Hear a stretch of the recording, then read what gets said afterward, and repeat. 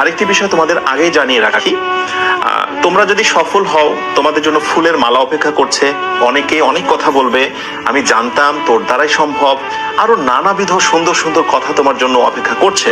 আবার এটিও মনে রেখো পাশাপাশি, তুমি যদি কোনোভাবে ব্যর্থ হও তোমার জন্য কিন্তু নানা রকম খারাপ কথা ওয়েট করছে, যেটা শোনার পর তোমার মনেই হবে পৃথিবী থেকে আমি বিদায় নিই। অনেক মানুষ তোমাকে কষ্টের কথা শোনাবে, যদিও আমি বলবো যে তাদের কথায় মোটেই কোনো কিছু যায় আসে না, কিন্তু আমি তোমাকে এখন সচেতন করব, এখন সময় আছে, তুমি তোমার লক্ষ্য পূরণের পথ ঠিক করে নাও, লক্ষ্য পূরণের জন্য মরিয়া হয়ে যাও। প্রতিদিন অ্যাটলিস্ট প্রতিদিন কমপক্ষে 12 ঘন্টা পড়াশোনা করো।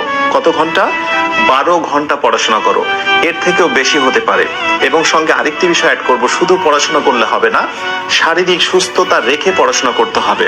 তুমি 3 মাস অদম্য গতিতে পড়াশোনা করলে 12 ঘন্টা 14 ঘন্টা, পরীক্ষার ঠিক 7 দিন আগে তুমি অসুস্থ হয়ে গেলে এই পড়া তোমার মোটেই কোনো কাজে দেবে না। আমি চাই সবসময় ব্যালেন্সড ওয়েতে তুমি কাজগুলো চালিয়ে যাও।